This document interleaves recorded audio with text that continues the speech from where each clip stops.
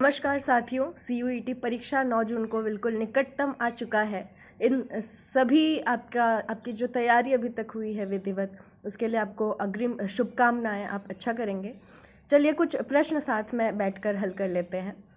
पहला प्रश्न है, प्रेमचंद के गोदान उपन्यास के नायक होरी की पत्नी का नाम क्या है?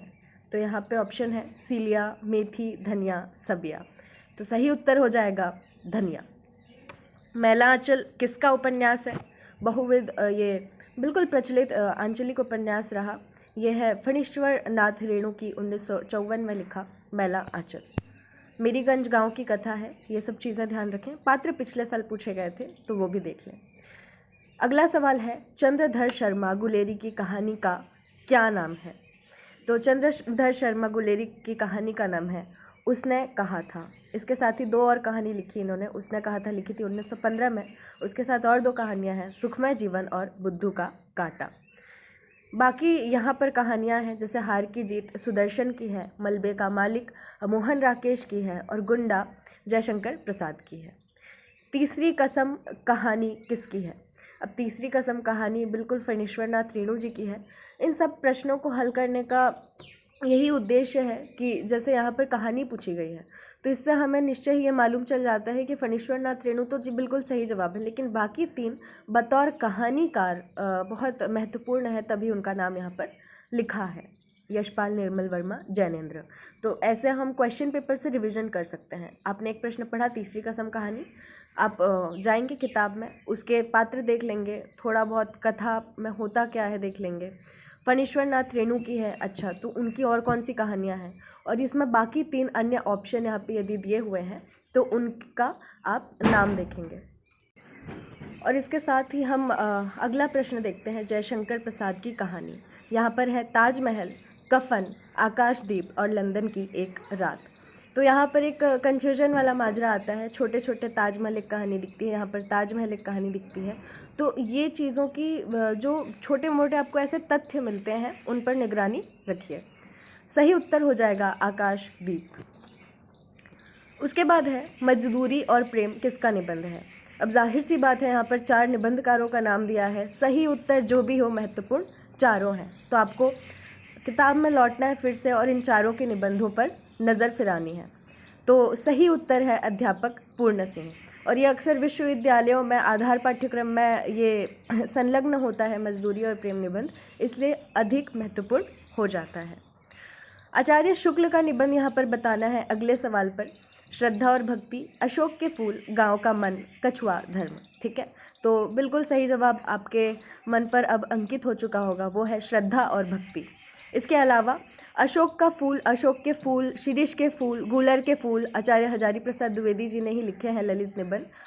उसके बाद गांव का मन यहाँ पर है निबंध, विद्या निवास मिश्र जी ने लिखा है। कछुआ धर्म लिखा है चंद्रधर शर्मा गुलेरी ने। तो यहाँ पे फिर से आप उन लेखकों की ओर लौटेंगे और उनके अन्य निबंधों की पड़ताल करेंगे। अगला सवाल, चंद्रगुप्त नाटक किसकी रचना है? बहुत आसान, नेट जेआरएफ की के पाठ्यक्रम में भी लगा हुआ है। मैंने आपको कहा ही था कि नेट जेआरएफ के पाठ्यक्रम के नामों का आपको बिल्कुल एक ब्यौरा रखना है कि ठीक है कौन सी रचनाएं वहाँ पर हैं, उसके पात्र क्या है, ज़्यादा से ज़्यादा इतना। तो यहाँ पर सही उत्तर हो जाएगा जयशंकर प्रसाद। पूरा का तो नाटक युग ही इनके नाम पर जाना जाता है। लक्ष्मी नारायण लाल के नाटक का नाम है, यहाँ पर है बकरी, नहीं ये तो सर्वेश्वर दयाल सक्सेना की है। चंद्रहास, मिस्टर अभिमन्यु और यहाँ पर कोणार्क। तो कोणार्क भी नहीं हो सकता, ये माथुर साहब की है, तो मिस्टर अभिमन्यु सही उत्तर हो जाएगा। रामदरस मिश्र की आत्मकथा कृति कौन सी है इनमें से? आत्मकथा नहीं, ये तो बाबू राजेंद्र प्रसाद जी की आत्मकथा है। रसीदी टिकट नहीं, ये तो अमृता प्रीतम जी की है। कस्तूरी कुंडल बसै नहीं, ये तो मैत्रेयी पुष्पा की आत्मकथा है।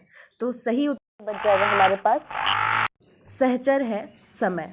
ठीक है, उसके बाद अगला प्रश्न देखते हैं, भोर का तारा किसका एकांकी है? ठीक है, एकांकी वही एक अंक वाला जो नाटक होता है।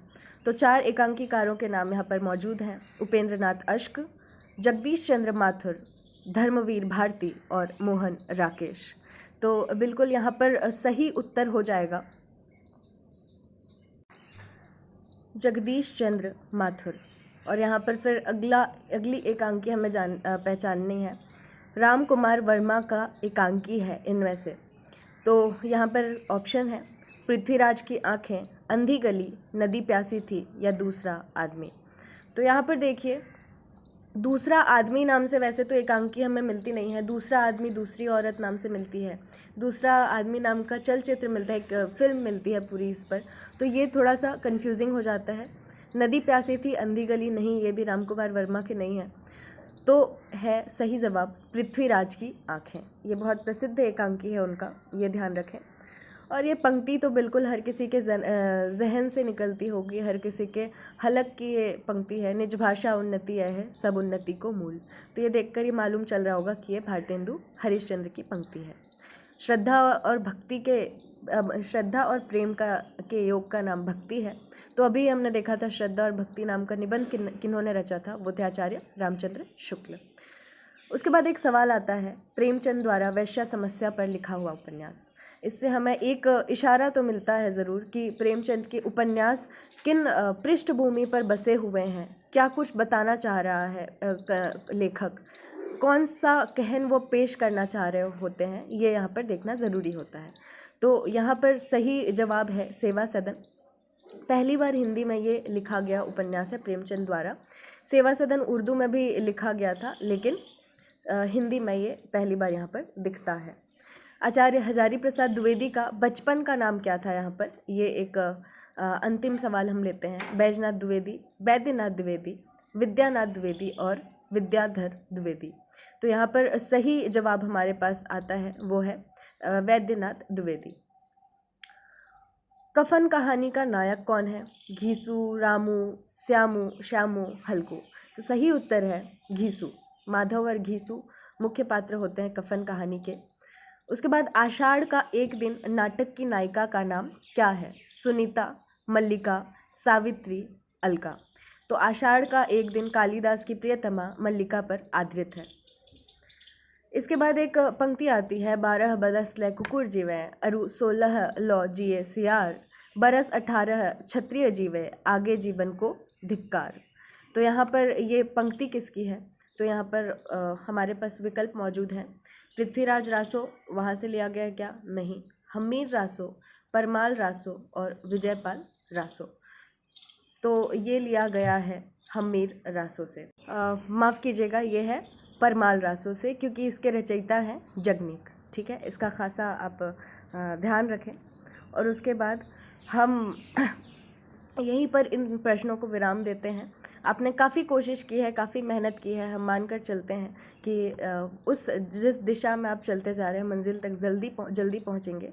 आनंद बख्शी जी की पंक्ति आपके लिए याद आती है कि मैं कोई शब्द नहीं हूँ जो बदल जाऊँगा, मैं कोई बर्फ़ नहीं हूँ जो पिघल जाऊँगा, मैं कोई हर्फ नहीं हूँ जो बदल जाऊँगा, मैं तो जादू हूँ, जादू की तरह चल जाऊँगा। तो आपको CUET परीक्षा के लिए अग्रिम शुभकामनाएं। धन्यवाद।